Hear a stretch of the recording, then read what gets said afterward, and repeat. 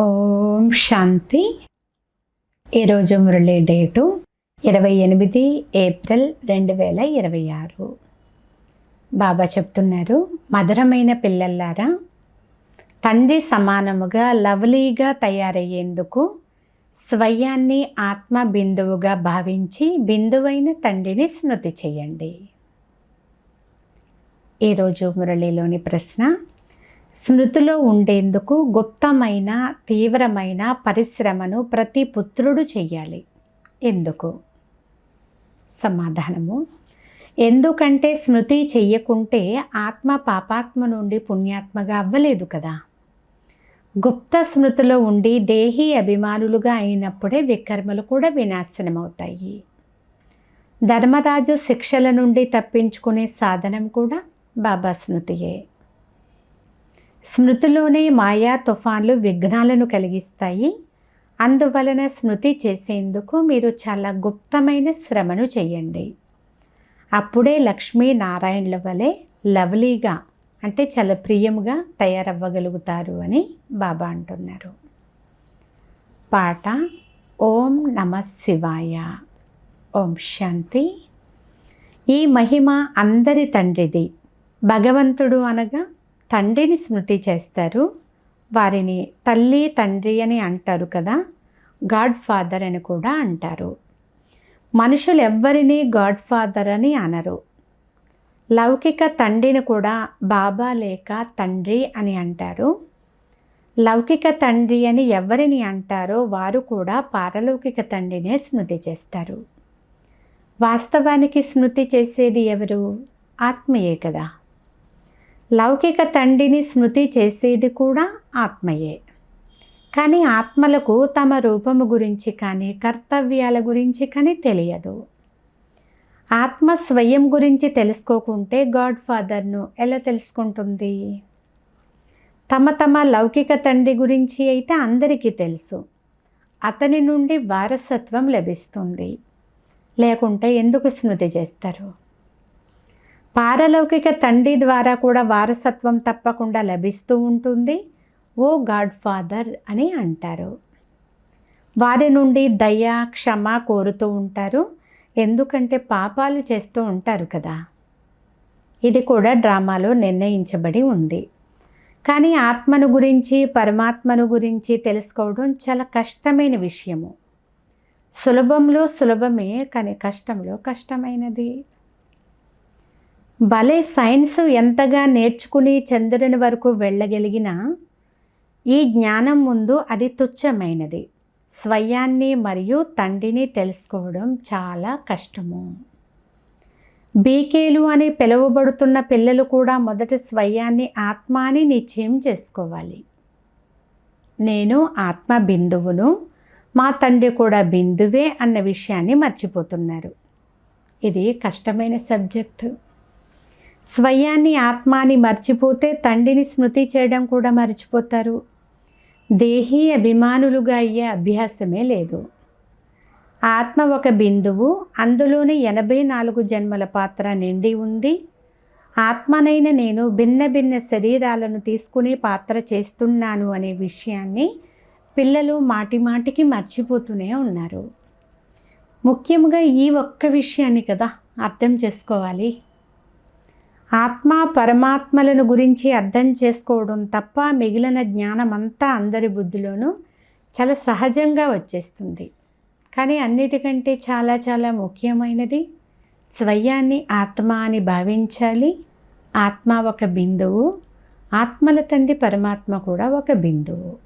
ఈ విషయాన్ని అర్థం చేసుకోవాలి, అలాగే నిశ్చయం చేసుకోవాలి కూడా. మనము 84 జన్మలు తీసుకుంటాము. సూర్యవంశీయులుగా అవుతాము, చంద్రవంశీయులుగా కూడా అవుతాము. ఈ చక్రం అయితే చాలా సులభమైనది కదా, అంతా అర్థం చేసుకుంటారు. కానీ స్వయాన్ని ఆత్మగా నిశ్చయం చేసుకుని తండ్రిని స్మృతి చేయడంలో ఉన్నంత లాభం చక్రాన్ని గుర్తు చేసుకోవడంలో అయితే లేదు. నేను ఆత్మను, ఒక నక్షత్రాన్ని, తండ్రి కూడా సూక్ష్మమైన నక్షత్రమే. వారే సద్గతి దాత.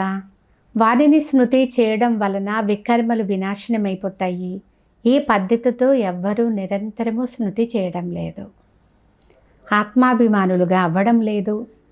నేను ఆత్మ అనేది ప్రతి క్షణం కూడా గుర్తుండాలి అని బాబా అంటున్నారు. నన్ను స్మృతి చేస్తే వికర్మలు వినాశనం అవుతాయని తండ్రి ఆజ్ఞాపించారు. నేను ఒక బిందువును, ఇక్కడకు వచ్చి పాత్రధారిగా అయ్యాను. నాపైన పంచ వికారాల యొక్క తుప్పు ఏర్పడిపోయింది. ఇనుప యుగంలో ఉన్నాను, కానీ ఇప్పుడు నేను బంగారు యుగంలోకి వెళ్ళాలి కదా. అందువలన తండ్రిని చాలా ప్రేమగా స్మృతి చేయాలి. ఈ విధముగా తండ్రిని స్మృతి చేస్తేనే తుప్పు వదిలిపోతుంది. ఇందులోనే కదా చాలా శ్రమ ఉంది. సేవ గురించి ఉబ్బించే కబుర్లు, అంటే సంతోషపరిచే వార్తలైతే చాలానే చెప్తూ ఉంటారు. ఈరోజు ఈ సేవ చేశాను, చాలా ప్రభావితమయ్యారు అని చెప్తూ ఉంటారు. కానీ ఆత్మ పరమాత్మల జ్ఞానం గురించి వారు ఏమాత్రమూ ప్రభావితం అవ్వలేదు అనేది శివబాబాకైతే తెలుసు. భారతదేశం స్వర్గంగా ఉండేది, కానీ నరకముగా ఎలా తయారవుతుంది? 84 జన్మలు ఎలా తీసుకుంటారు? సతో రజ తమోల్లోకి ఎలా వస్తారు? కేవలం ఇలాంటి విషయాలు విని ప్రభావితం అయిపోతారు. పరమాత్మ నిరాకారుడు అనేది కూడా అర్థం చేసుకుంటారు. కానీ నేను ఆత్మను, నాలో 84 జన్మల పాత్ర నిండి ఉంది, బాబా కూడా బిందువే, వారిలో పూర్తి జ్ఞానమంతా ఉంది, వారిని స్మృతి చెయ్యాలి. ఈ ముఖ్యమైన విషయాన్ని మాత్రం ఎవ్వరూ అర్థం చేసుకోరు. ప్రపంచ చరిత్ర భూగోళాల జ్ఞానము తండ్రి ఒక్కరు మాత్రమే ఇస్తారు. ప్రపంచ చరిత్ర భూగోళాలు ఉండాలి అని ప్రభుత్వం వారు కూడా కోరుకుంటున్నారు. ఇవి దానికంటే సూక్ష్మమైన విషయాలు. ఆత్మ అంటే ఏమిటి, అందులో 84 జన్మల పాత్ర అవినాశిగా ఎలా ఉంది అనేది అర్థం చేసుకోవాలి. దీనిని గుర్తు కూడా చేసుకుంటూ ఉండాలి కదా. స్వయాన్ని బిందువుగా భావించి తండ్రిని స్మృతి చేయాలి. దీని ద్వారానే వికర్మలు వినాశనం అవుతాయి. ఈరోజు బాబా పదే పదే స్వయాన్ని ఆత్మగా నిశ్చయం చేసుకుని బిందువైన బాబాను ఎలా స్మృతి చేయాలి అనే విషయం గురించి పక్కా చేయిస్తున్నారు. ఈ యోగంలో ఎవ్వరు కూడా తత్పరులుగా లేరు. ఈ స్మృతిలో ఉంటే చాలా లవలీనముగా అయిపోతారు. ఈ లక్ష్మీనారాయణలో ఎంత ప్రియులుగా, అంటే ఎంత ప్రియంగా, ఎంత ఇష్టలుగా ఉన్నారో చూడండి. ఇక్కడి మనుషులు ఎలా ఉన్నారో గమనించండి. స్వయాన్ని గురించి మాలో ఏ గుణాలు లేవు, మేము దుర్మార్గులము, అనాగరికులము, మీరు చాలా స్వచ్ఛమైన వారు అని మనుషులు దేవతల ముందు మహిమ చేస్తూ ఉంటారు, స్వయాన్ని కించపరుచుకుంటూ ఉంటారు. స్వయాన్ని ఆత్మగా నిశ్చయం చేసుకునే తండ్రిని స్మృతి చేస్తే సఫలత లభిస్తుంది. లేదు అంటే సఫలత చాలా కొంచెమే కదా లభిస్తుంది. మాలో చాలా మంచి జ్ఞానం ఉంది అని భావిస్తారు. ప్రపంచ చరిత్ర భూగోళం మాకు తెలుసు అని అంటారు, కానీ యోగం యొక్క చార్టును చూపించలేరు. స్వయాన్ని ఆత్మగా భావించి తండ్రిని స్మృతి చేయువారు, ఈ స్థితిలో ఉండువారు ఎవరో ఒక్కరు చాలా అరుదుగా ఉన్నారు. చాలామందికి ఈ అభ్యాసమే లేదు. పిల్లలు కేవలం జ్ఞాన చక్రాన్ని తిప్పుతూ ఉంటారని బాబాకు తెలుసు.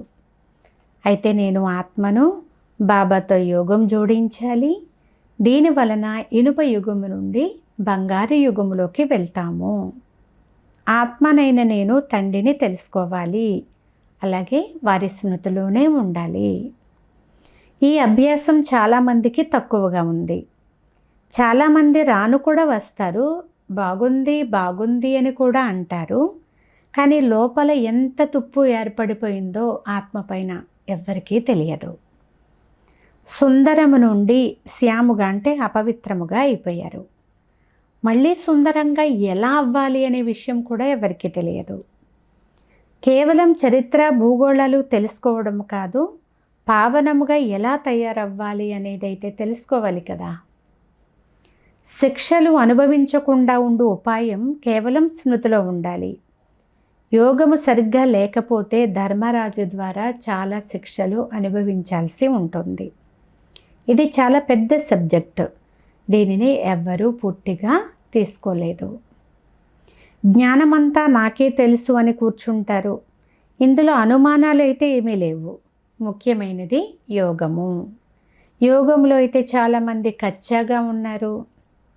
అందువలన తండ్రి అంటున్నారు, చాలా చాలా జాగరూకతతో వ్యవహారం చెయ్యండి. కేవలం చెప్పేటటువంటి పండితులుగా మాత్రం కావద్దు. నేను ఆత్మను, నేను తండ్రిని స్మృతి చెయ్యాలి. తండ్రి ఆజ్ఞాపించారు మన్మనాభవ. ఇది ఒక మహామంత్రము. స్వయాన్ని నక్షత్రముగా భావించి, తండ్రిని కూడా నక్షత్రముగా భావించి తండ్రిని స్మృతి చెయ్యండి. తండ్రిని స్మృతి చేసినప్పుడు పెద్ద రూపమేది ముందుకు రాదు. కావున దేహీ అభిమానులుగా అవ్వడంలోనే చాలా శ్రమ కూడా ఉంది. విశ్వ మహారాజు, విశ్వ మహారాణిగా ఒక్కరే అవుతారు. వారి ప్రజలు లక్షల మంది తయారవుతారు. ప్రజలు చాలామంది ఉంటారు కదా. చరిత్ర భూగోళాలు తెలుసుకోవడం చాలా సులభము. కానీ స్వయాన్ని ఆత్మగా భావించి తండ్రిని స్మృతి చేసినప్పుడే పావనముగా అవుతారు. ఈ అభ్యాసం చాలా కష్టమైనది. స్మృతి చేసేందుకు కూర్చుంటే చాలు, చాలా మాయా తుఫానులు విఘ్నాలు కలిగిస్తూ ఉంటాయి. అర్ధగంట ఏకరస స్థితిలో కూర్చోవడం కూడా చాలా కష్టము. ఎందుకంటే క్షణక్షణము మర్చిపోతూ ఉంటారు. ఇందులోనే సత్యాసత్యమైన గుప్తమైన శ్రమ ఉంది. చక్ర రహస్యాన్ని తెలుసుకోవడం చాలా సులభము. కానీ దేహీ అభిమానులుగా అయ్యి తండ్రిని స్మృతి చేయడం కష్టము. ఇందులో కొంతమంది మాత్రమే అతి కష్టముగా తెలుసుకుంటారు, స్మృతి కూడా చేస్తారు. తండ్రి స్మృతి ద్వారానే కదా మీరు పావనముగా అవుతారు. నిరోగి శరీరము, సుదీర్ఘ ఆయువు లభిస్తుంది. కేవలం ప్రపంచ చరిత్ర భూగోళాలు తెలియచేయడం వలన మాలలోని మణులుగా అవ్వలేరు. స్మృతి ద్వారా మాత్రమే మడిగా అవుతారు. ఈ శ్రమను ఎవ్వరూ చెయ్యలేకుండా ఉన్నారు. స్మృతిలో ఉండడం లేదు అని స్వయం కూడా అర్థం చేసుకుంటారు. మంచి మంచి మహారథులు కూడా ఈ స్మృతి అనే సబ్జెక్టులోనే చాలా బలహీనంగా ఉన్నారు. ముఖ్యమైన విషయాన్ని అర్థం చేయించడం కూడా రానే రాదు. ఈ విషయం కష్టమైనదే. కల్పము ఆయువును వారు చాలా పెద్దదిగా చేసేసారు. మీరైతే 5000 సంవత్సరాలు అని రుజువు చేస్తారు. కానీ ఆత్మ పరమాత్మల రహస్యాన్ని కొంచెం కూడా తెలుసుకోరు, స్మృతి చెయ్యరు. అందువలన స్థితి హెచ్చుతగ్గులు అవుతూ ఉంటుంది. దేహాభిమానం చాలా ఎక్కువగా ఉంది. దేహీ అభిమానులుగా అయినప్పుడే మాలలోని పూసలుగా అవుతారు. అంతేకాని కేవలం ప్రపంచ చరిత్ర భూగోళాలు అర్థం చేయించడం వల్లనే మాలలో సమీపంగా రాలేరు కదా. ఆత్మ చాలా చిన్నది. దానిలో 84 జన్మల పాత్ర నిండి ఉంది. మొట్టమొదటి ఈ విషయాన్ని బుద్ధిలోకి తీసుకుని రావాలి. ఆ తరువాతే చక్రాన్ని స్మృతి చేయాలి. ముఖ్యమైనది యోగము. యోగ స్థితి అవసరము. పాపాత్మ నుండి పుణ్యాత్మగా అవ్వాలి. ఆత్మ యోగం వలన మాత్రమే పవిత్రముగా అవుతుంది. యోగ బలం కలవారే ధర్మరాజు యొక్క శిక్షల నుండి కూడా రక్షింపబడతారు. ఈ శ్రమ కొంతమంది మాత్రమే చాలా కష్టంగా చేస్తారు. మాయ ద్వారా చాలా తుఫానులు కూడా వస్తాయి. ఇది మనస్ఫూర్తిగా చేయవలసిన గుప్తమైన శ్రమ. లక్ష్మీనారాయణులుగా అవ్వడము అంటే పిన్నమ్మ ఇంటిలో ఉన్నంత సులభమైతే కాదు. ఇది అభ్యాసమైపోతే నడుస్తూ తిరుగుతూ కూడా తండ్రి స్మృతి వస్తూనే ఉంటుంది. దీనినే యోగము అని అంటారు. జ్ఞానం యొక్క విషయాలైతే చిన్న చిన్న పిల్లలు కూడా అర్థం చేసుకోగలుగుతారు. చిత్రాలలో అన్ని యుగాలు మొదలైన విషయాల గురించి చూపించబడ్డాయి. ఇదైతే చాలా సాధారణమైన విషయము. ఏదైనా ఒక పనిని ప్రారంభించినప్పుడు స్వస్తిక్ గుర్తును రాస్తారు కదా.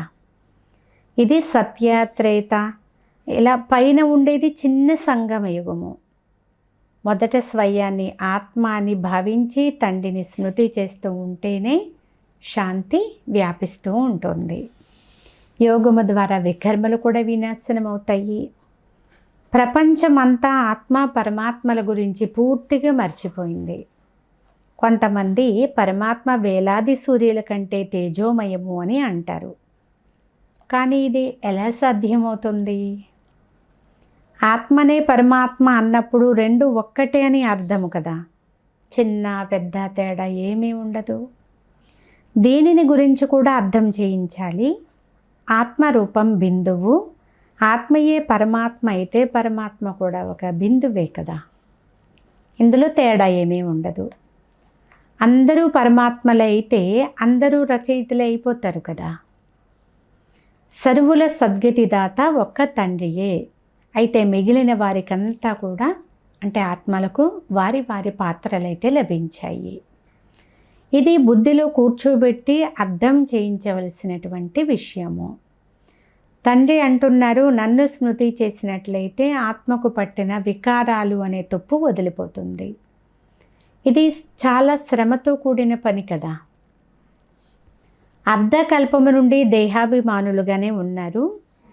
సత్యయుగంలో దేహీ అభిమానులుగా ఉన్న తండ్రి గురించి అయితే అక్కడ తెలియదు, జ్ఞానము కూడా తెలియదు. ఇప్పుడు మీకు లభించే ఈ జ్ఞానము ప్రాయలోపం అయిపోతుంది. అక్కడ కేవలం నేను ఆత్మను, ఒక శరీరాన్ని వదిలి మరొక శరీరాన్ని తీసుకుంటాను అనేది మాత్రం గుర్తుంటుంది. పాత్రను అభినయిస్తారు. ఇందులో చింతించే విషయం ఏముంది?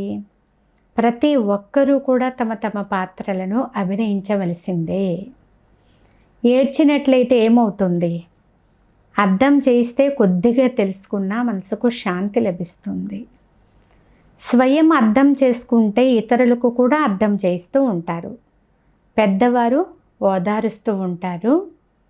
ఏడిస్తే వాపస్ వస్తారా అని ఇలా సముదాయిస్తూ కూడా ఉంటారు. శరీరం వదిలి ఆత్మ వెళ్ళిపోయింది, ఇందులో ఏడ్చే విషయం ఏముంది? అజ్ఞానంలో కూడా ఇలాగే భావిస్తారు. కానీ వారికి ఆత్మ పరమాత్మల గురించి కొద్దిగా కూడా తెలియదు. ఎందుకంటే ఆత్మ పైన తుప్పు ఏర్పడిపోయింది కదా. వారు ఆత్మ నిర్లేపము అని భావిస్తారు. ఇవన్నీ కూడా చాలా సూక్ష్మమైన విషయాలు. చాలామంది పిల్లలు స్మృతి చెయ్యరు అని తండ్రికైతే తెలుసు. కేవలం తెలియచేసినందువల్ల ఏమి లభిస్తుంది? చాలా ప్రభావితమయ్యారు అని అంటారు. కానీ దాని వలన వారికి ఏ మేలు జరగదు. ఆత్మ పరమాత్మ గురించి తెలుసుకున్నప్పుడే మేము వారి పిల్లలము అనేది కూడా తెలుసుకోగలుగుతారు. ఆ తండ్రే పతిత పావనులు. వారు వచ్చి మనల్ని దుఃఖము నుండి విడిపిస్తారు. వారు కూడా బిందువే. బిందు బాబాని నిరంతరము స్మృతి చేయాలి. చరిత్ర భూగోళాలు తెలుసుకోవడం పెద్ద విషయము కాదు. భలే తెలుసుకునేందుకు వస్తారు. కానీ నేను ఆత్మను అనే స్థితిలో తత్పరులై ఉండాలి. ఇందులోనే కదా చాలా శ్రమ ఉంది. ఆత్మ పరమాత్మల విషయము మీకు కూడా తండ్రి వచ్చి అర్థం చేయిస్తారు. సృష్టి చక్రం అయితే చాలా సులభము. కూర్చుంటూ లేస్తూ వీలైనంత ఎక్కువ సమయం ఆత్మాభిమానిగా ఉండేందుకు శ్రమ చెయ్యాలి. దేహీ అభిమానులు చాలా శాంతిగా ఉంటారు. సైలెన్స్లోకి వెళ్ళాలి అనేది కూడా వారికి తెలుసు. నిరాకార ప్రపంచంలో విరాజమానం అవ్వాలి. ఇప్పుడు మన పాత్ర పూర్తి అయింది. తండ్రి రూపము చిన్న బిందువు అనేది అర్థం చేసుకుంటారు. వారేమీ పెద్ద రూపంలో ఉన్న శివలింగమేమీ కాదు. బాబా చాలా చిన్నగా ఉంటారు. వారే సర్వులకు కూడా సద్గతిదాత. వారే జ్ఞానసాగరులు. ఆత్మనైన నేను కూడా ఇప్పుడు జ్ఞాన సంపన్నముగా అవుతున్నాను. ఇలాంటి చింతన లోపల జరుగుతూ ఉంటే చాలా ఉన్నతముగా అయిపోతారు. ప్రపంచంలోని వారెవ్వరికీ కూడా ఆత్మ పరమాత్మ గురించి తెలియదు. బ్రాహ్మణులైన మీరిప్పుడు అర్థం చేసుకున్నారు. సన్యాసులకు కూడా తెలియదు. వారు వచ్చి అర్థం చేసుకోరు కూడా. వారందరూ వారి వారి ధర్మాలలోనే వస్తారు. వారి లెక్కాచారాలను పూర్తి చేసుకుని వెళ్ళిపోతారు. శ్రమ చేస్తే మీకు మాత్రమే తండ్రి నుండి వారసత్వం లభిస్తుంది. ఇప్పుడు మళ్ళీ దేహీ అభిమానులుగా అవ్వాలి. మనస్సు అనేది ఆత్మలోనే కదా ఉంది. మనస్సును తండ్రితో జోడించేది ఆత్మయే కదా. మనసు శరీరంలో లేదు, మనసు ఆత్మలో ఉంది. శరీరంలో స్థూల అవయవాలన్నీ ఉన్నాయి. మనసును జోడించడము అనేది ఆత్మ చేయాల్సిన పని. స్వయాన్ని ఆత్మగా భావించి పరమాత్మ తండ్రితో మనసును జోడించాలి. ఆత్మ చాలా చాలా సూక్ష్మమైనది. ఎంతో చిన్న ఆత్మ చాలా పెద్ద పాత్రను అభినయం చేస్తుంది. ఇది ప్రాకృతికము. ఇంత చిన్న ఆత్మలో ఎంత అవినాశి పాత్ర నిండి ఉంది. అది ఎప్పుడు కూడా నశించదు. చాలా సూక్ష్మమైనది. అది ఎంత ప్రయత్నించినా పెద్ద వస్తువే గుర్తొస్తూ ఉంటుంది. నేను ఆత్మను, చిన్న నక్షత్రాన్ని, తండ్రి కూడా చాలా చిన్నగా ఉంటారు. పిల్లలైన మీరు మొట్టమొదట ఇదే శ్రమను లోపల చేస్తూ ఉండండి. ఇంత చిన్న ఆత్మయే కదా ఇప్పుడు ఎంత పతితమైపోయింది. ఆత్మను పావనంగా చేసుకునేందుకు ఇది మొట్టమొదటి ఉపాయము. చదువుకోవాలి. అయితే ఆటపాటలన్నీ వేరే విషయాలు. ఆడుకోవడం కూడా ఒక నైపుణ్యమే. చదువు ద్వారా పదవి లభిస్తుంది, ఆటపాటల ద్వారా పదవి లభించదు. ఆటలు మొదలైన డిపార్ట్మెంట్లు వేరుగా ఉంటాయి. ఆటలకు జ్ఞానయోగాలకు సంబంధం లేదు. భోగు పెట్టడం మొదలైనవి కూడా ఒక ఆటయే. అన్నిటికంటే చాలా చాలా ముఖ్యమైనది స్వయాన్ని ఆత్మ అని భావించి బాబాను స్మృతి చేయడం. అచ్చా, మధురాతి మధురమైన అపురూపమైన పిల్లలకు మాతాపిత బాప్ దాదాల ప్రియ స్మృతులు మరియు గుడ్ మార్నింగ్. ఆత్మిక పిల్లలకు ఆత్మిక తండ్రి నమస్తే. ఆత్మీయ తండ్రికి ఆత్మీయ పిల్లల యొక్క ప్రియ స్మృతులు గుడ్ మార్నింగ్. నమస్తే నమస్తే నమస్తే. ధారణ కొరకు ముఖ్య సారము. దీనిలో ఫస్ట్ పాయింట్, ధర్మరాజు శిక్షల నుండి రక్షించుకునేందుకు స్మృతి యొక్క గుప్తమైన శ్రమను చెయ్యాలి. స్వయాన్ని ఆత్మ కూడా ఒక బిందువు అని భావిస్తూ బిందువైన తండ్రిని స్మృతి చేయడమే పవిత్రంగా అయ్యేందుకు చాలా మంచి ఉపాయము. సెకండ్ పాయింట్, జ్ఞానంలో నాకు అంతా తెలుసు అని అనుకోకూడదు. ఏకరస అవస్థను తయారు చేసుకునే అభ్యాసం చెయ్యాలి. తండ్రి ఆజ్ఞను పాటించాలి. ఈరోజు వరదానము, ప్రతి పని చేస్తూ కమల ఆసనం పైన విరాజమానమై ఉండే సహజ లేక నిరంతర యోగి భవ. సారాంశము, నిరంతరము యోగయుక్తంగా ఉండేందుకు కమల పుష్ప ఆసనం పైన సదా విరాజమానమై ఉండండి. కానీ కమల ఆసనం పైన ఎవరైతే చాలా లైట్గా అంటే తేలికగా ఉంటారో వారు మాత్రమే స్థితమై ఉండగలుగుతారు. ఏ విధమైన బరువు అంటే బంధనం కూడా ఉండకూడదు. మనస సంకల్పాల బరువు, సంస్కారాల బరువు, ప్రాపంచిక వినాశీ వస్తువుల ఆకర్షణ యొక్క బరువు, లౌకిక సంబంధీకుల మమకారము అనే బరువు, ఈ విషయాలన్నీ సమాప్తమైపోయినప్పుడు కమల ఆసనం పైన విరాజమానమైన నిరంతర యోగులుగా అవ్వగలుగుతారు. స్లోగన్, సహనశీలత గుణాన్ని ధారణ చేసుకుంటే అసత్యత యొక్క ఆధారాన్ని తీసుకోవలసిన అవసరమే ఉండదు. ఈరోజు అవ్యక్త ప్రేరణ, మహాన్గా అయ్యేందుకు మధురత మరియు నమ్రత గుణాలను ధారణ చేయండి. ఎవరి సంస్కారం అయితే సరళంగా మధురంగా ఉంటుందో ఆ సంస్కారము స్వరూపంలోకి వస్తుంది. ఎప్పుడైతే సంస్కారం బాబ్దాదా సమానముగా అయిపోతుందో బాబ్దాదా యొక్క స్వరూపం అందరికీ కనిపిస్తుంది. బాబ్దాదా ఎలా ఉన్నారో అలా యథాతథంగా అవే గుణాలు, అదే కర్తవ్యము, అవే మాటలు, అవే సంకల్పాలు అందరికీ అనుభవం అవుతాయి. అందరి నోటి నుండి వీరు వారిలాగే అనిపిస్తున్నారు అనే మాట కూడా వెలువడుతూ ఉంటుంది. అచ్చా, ఓం శాంతి.